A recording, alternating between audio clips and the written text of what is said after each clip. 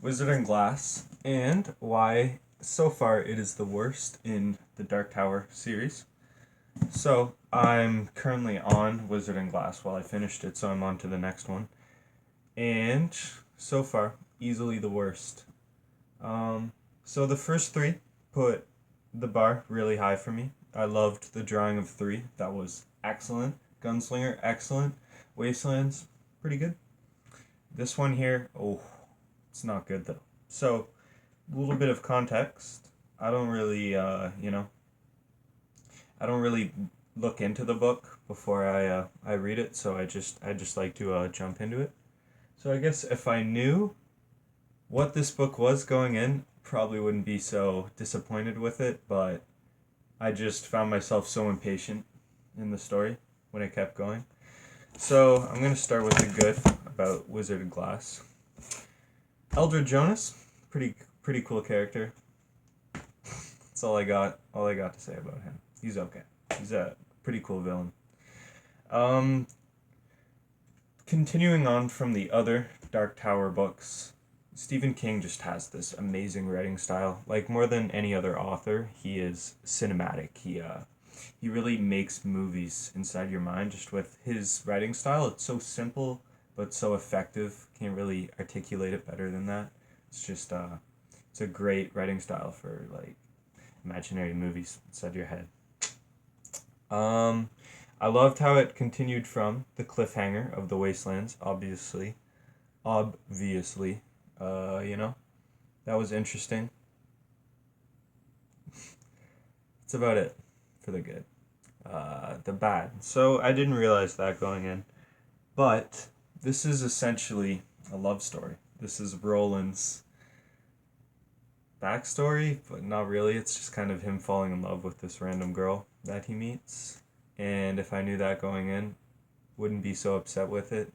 But I don't know, 500 pages of it, ridiculous. So it is a super sappy romance. Just to get that out of the way, it's okay. It's an alright romance. You kind of feel for both characters, but I don't know. It's so cheesy. The forbidden love. Oh, they have to escape and they have to run away. Oh, so cliche. It was just so overdone. I didn't see that coming in the Dark Tower series. Was a love story. Um, and continuing along those lines, the Dark Tower so far has been an amazing series. Right? It's set in this completely unique world. Some of the stuff that Stephen King could only come up with, like in the drawing of three, that whole section with Eddie in the plane, that was brilliant. I was on the edge of my seat, just turning every page. It was so good. Um, and this one tries to become slower. It's a lot of a slower pace. It's a build up for the 500 pages. Not a lot happens in the first 400. It's a really slow build, and it's really character focused. It's a lot of just dialogue, and they're finding clues to what's going on. But it really shows King's weakness in developing a good character when he tries to do that, because all of these characters are super one dimensional. Perfect example is Cordelia. So Aunt Cordelia, is just there to be in Susan's way. That's her only purpose, is to be the evil aunt. She doesn't really do anything other than that. And it would have taken, like, he spent 500 pages talking about so much bullshit. He could have just allotted 15, 20 pages, 5 pages here or there, to develop Cordelia's motive and explain why she's such a fucking bitch to Susan, because she's just an absolute witch, like worse than Reed.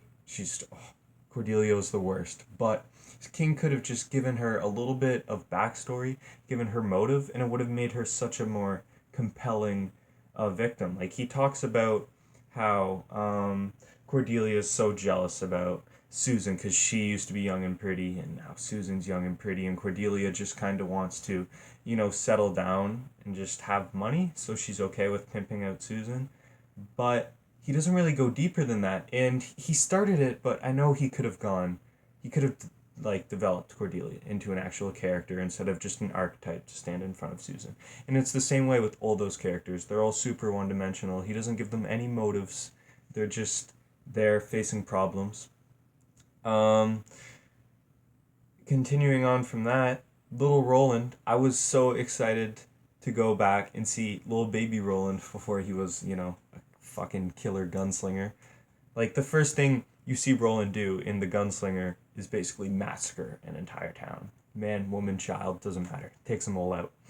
So I was like, it's going to be pretty interesting to go back and see what made him the way he is, so cold-blooded and just ready to do whatever it is. But he's so robotic, he's kind of, I don't need to explain it to you.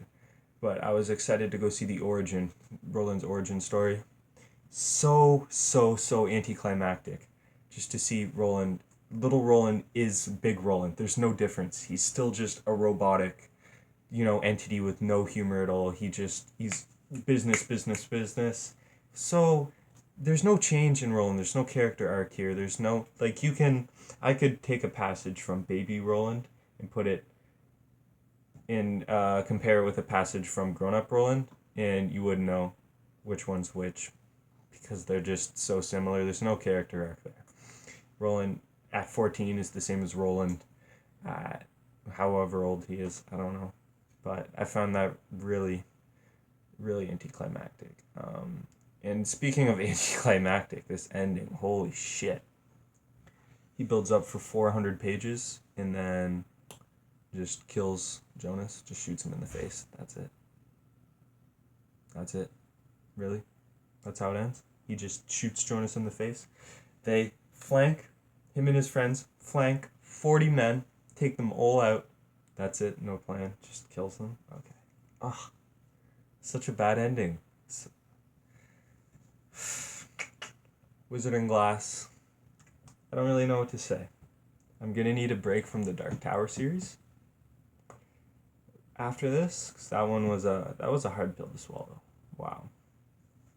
It wasn't too bad. It wasn't like, didn't take me a long time to read it. Obviously, like, it's a Dark Tower book. I'm still ripping through it, but absolutely not what I expected.